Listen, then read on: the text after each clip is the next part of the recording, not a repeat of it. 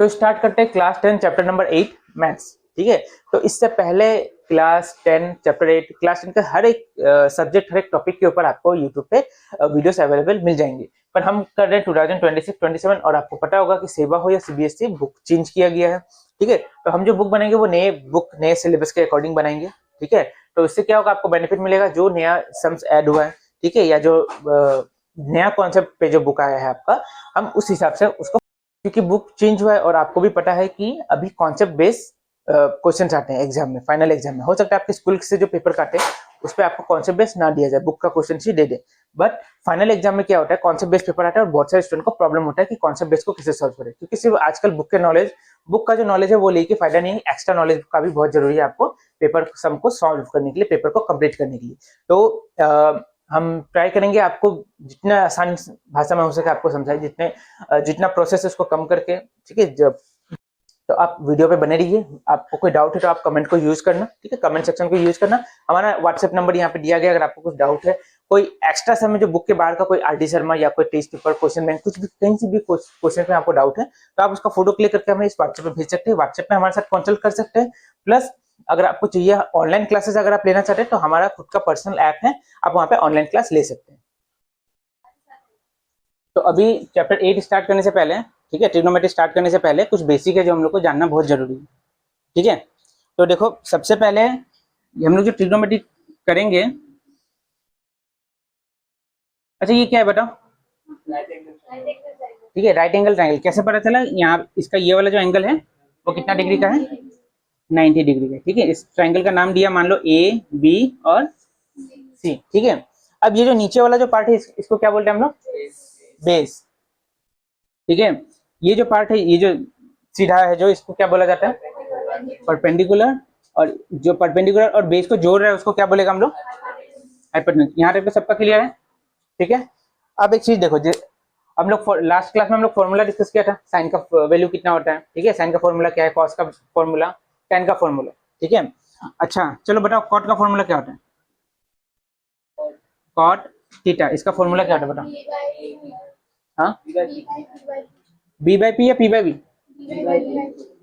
B by P. ठीक है, अच्छा अच्छा एक और चीज देखना। हाँ, अच्छा छोड़ो वो देखने से पहले यहाँ पे देखो, मान लो हम कुछ वैल्यू दिया, इसका वैल्यू दिया हम 3, मतलब ये जो साइड है परपेंडिकुलर है वो, उसका लेंथ कितना हम बताया 3 सेंटीमीटर, और जो बेस है उसका लेंथ हम कितना बताया 4 सेंटीमीटर। फॉर एग्जाम्पल हम लोग पकड़ के चला कि परपेंडिकुलर है 3 सेंटीमीटर का और बेस कितना है 4 सेंटीमीटर का, तो देयरफॉर कॉट थीटा का वैल्यू कितना होगा, कॉट थीटा का वैल्यू, कॉट थीटा का फॉर्मूला क्या है, बी बाई पी। यहाँ पे बेस कितना है 4, तो बी का जगह क्या आ जाएगा, और परपेंडिकुलर कितना है यहाँ पे, तो पी का जगह क्या आएगा 3, तो therefore cot theta equal to 4/3। यहाँ तक समझ में आया, यहाँ तक क्लियर है सबको। अच्छा अब देखो ये जो हम लोग थीटा लिखा है यहाँ पे, ठीक है, इसका मतलब होता है ये जो एंगल है इसका बारे में हम लोग बात कर रहे हैं। देखो ये परपेंडिकुलर है और ये अपना बेस है। कब परपेंडिकुलर और बेस है, जब हम लोग इस एंगल को पकड़ेगा, इस एंगल के लिए ये क्या है परपेंडिकुलर और ये क्या है बेस, और साइड वाला क्या है हाइपोटेन्यूज। यहाँ तक क्लियर है सबका। अब मान लो सेम डायग्राम, ठीक है, यहाँ पे देखो एक सेम डायग्राम हम लोग बना रहे हैं। अच्छा यहाँ पे बनाते हैं, वरना गड़बड़ होगा। सेम डायग्राम बना लिया। अब हम लोग बोल दिया जो थीटा है वो ये वाला एंगल नहीं है, ठीक है, नीचे वाला एंगल थीटा नहीं है, ये थीटा है। अब बताओ, वापस से वैल्यू दे देता है, इसका वैल्यू है 3, इसका वैल्यू है 4। अब बताओ कॉट थीटा का वैल्यू क्या होगा, अब बताओ कोट थीटा का वैल्यू क्या होगा, 3/4। कैसे 3/4, 4/3 होगा या 3/4 होगा। देखो कोट थीटा का फॉर्मूला चेंज हो जाएगा क्या, फॉर्मूला तो चेंज नहीं होगा। क्या है फॉर्मूला, बी बाई पी, तो बेस कितना है और पी कितना है 3, पर ये नहीं होगा आंसर, आंसर होगा 3/4। पर तुम लोग बोला 3/4, पर क्यों होगा वो तो नहीं बता पाए, ठीक है, समझो। हाँ देखो यहाँ पे थीटा नीचे था, तो नीचे होने के कारण इसके साथ जो साइड है उसको हम लोग बेस पकड़ लिया, जो सबसे बड़ा वाला उसको हाइपोटेनस, और इसके ऑपोजिट वाला साइड को क्या पकड़ा परपेंडिकुलर। पर इस केस में थीटा का अपोजिट वाला साइड कौन सा होगा? देखो देखो देखो, इस केस में थीटा का जो अपोजिट साइड है इसको क्या पकड़ लिया हम लोग?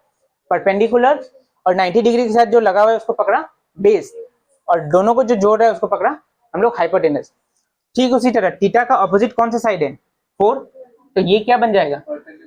ये बन जाएगा अभी परपेंडिकुलर, ठीक है। ये बन जाएगा क्या? ये तो हाइपोटेनस हाइपोटेनस ही रहेगा, और ये क्या बन जाएगा? बेस। तो अब फॉर्मूला तो सेम रहेगा, बेस बाय परपेंडिकुलर। बेस कितना है? 3, और परपेंडिकुलर कितना है? 4। समझ में आया? इसको लिख लो।